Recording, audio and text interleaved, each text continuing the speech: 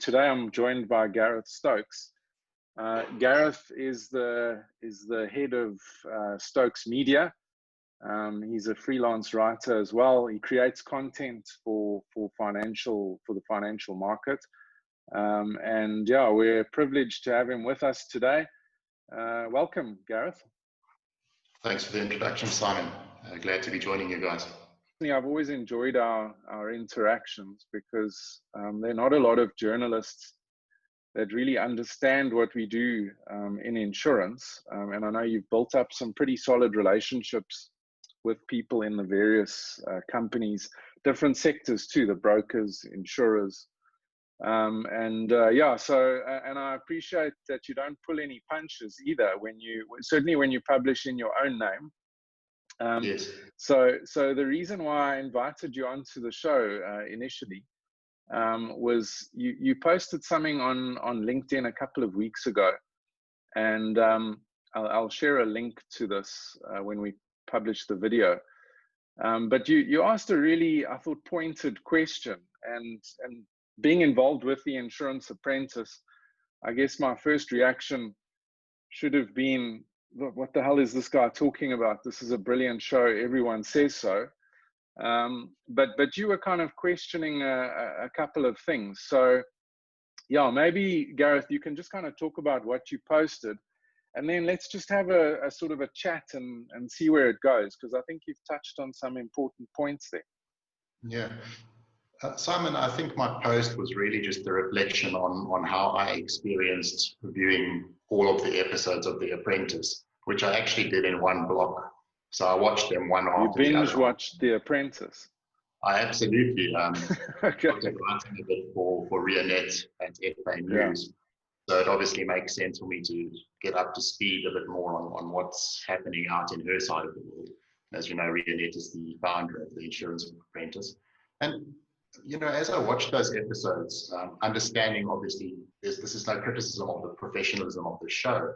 I just felt that there were some aspects that I felt should come across in terms of leadership, especially among sort of younger professionals, that I didn't see. And that was sort of what I was reflecting on.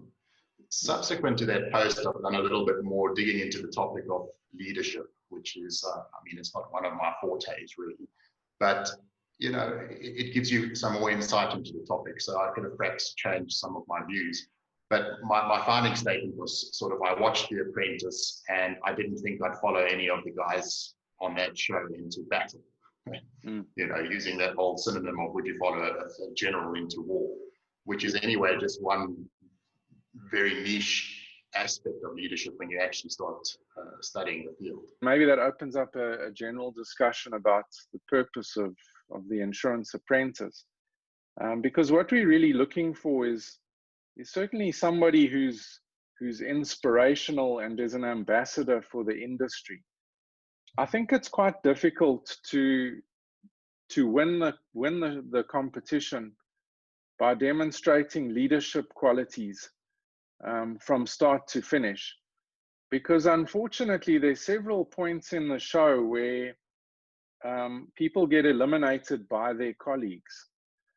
Now, if you're a politically astute competitor and you've identified somebody who's the leader, given an opportunity, you might choose to give them the push, and they won't actually make it any further in the competition. So I think it is a contest. And to win the contest, you have to be there until the end. So I think a certain amount of strategy has to come into it. And so I think you're right. If you watch this, you might go, well, I don't really identify anyone here that inspires me as a leader. But on reflection, if you look at the show from start to finish, it should be quite easy to identify somebody that you think represents the qualities that you would expect of somebody who's a fit and proper individual, and at the same time possibly inspiring somebody else to enter the industry. You said you'd done some reading on leadership afterwards. What did that sort of change or adapt how you saw the show initially? Look, I think your point, it being a competition, is well made. So obviously the dynamic that we see, which is just an encapsulated part of each episode, is going to reflect something which is a little bit different to what actually played out. Likewise, your comment about the guys trying to take the leader out. Obviously, if it comes down to a vote, you end up with that survivor type mentality where you really, sometimes in a way, you bring out sort of worse qualities, which may not necessarily be leadership traits, if you know what I mean, that sort of underhandedness that sometimes creeps out. But overall, I think what drew back from it slightly, and obviously this is the formula that you use, the persona of Judge Dredd, where you literally pick out on something that you find to have been quite terrible in a task. And that sort of is something that then sticks with the listener. So for example, things like the competitors being unable to stand and speak off note, or the fact that they are criticized for taking a wholly inappropriate approach to the actual presentation of their findings, or the fact that they don't follow a brief. And I think these are all kind of petty things that you wouldn't expect to see from a leader. And to me, that sort of detracted from it. It's also important probably to consider that this is more of an ambassadorship than a leadership kind of show. And we could have a whole separate debate on what are the qualities of ambassadorship versus leadership, because they're not always entirely the same thing. In terms of the read, a couple of points to note. Firstly, there are many documented leadership styles. That's one point. These leadership styles are always appropriate to a setting, a corporate culture, and an industry. And my final point from the reading is that most leaders will adopt more than one leadership strategy in their full leadership role. Yeah, so I actually think that, you know, having been behind the scenes, you know, if I look at the winner, Amor, I certainly felt that he demonstrated those leadership qualities from the beginning. I mean, he was very transparent in what he was doing, and for me, that's something that's critical in the modern leader, because we've kind of grown through, you know, certainly in politics, and you know, we've had a lot of these corporate scandals where people have kind of disappeared with billions of rands, or caused huge losses for people, wiped billions of pension funds. And you know, one could have argued, well, look at those guys, you know, they were great leaders before they sort of fell off their pedestals. But the lack of transparency for me, and there's also this thing, and I talk about it a lot in the show, you know, a lack of authenticity, which is difficult for the competitors, because I think that they, you know, some people play up to the camera. It's not a normal environment by any stretch.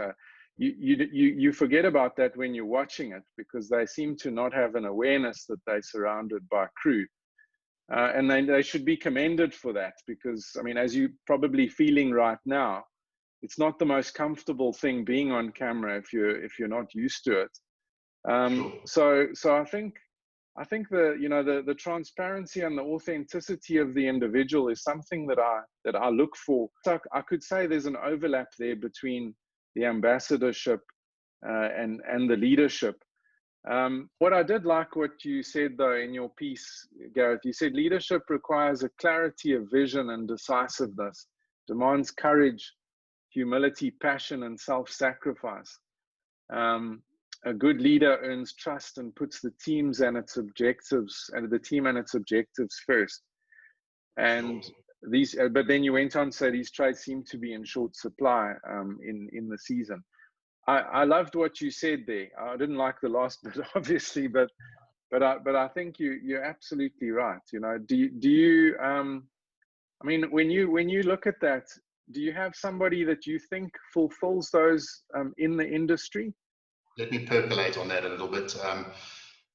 What I wanted to say is, I mean, clearly what we can agree on is that the confines of the Insurance Apprentice competition make it difficult to really use that or hold that up as a microscope for leadership. Yeah. But there are certainly traits that come through. If you can literally feel the impact of your actions on your teammates and your colleagues and those under you, that's a great feature.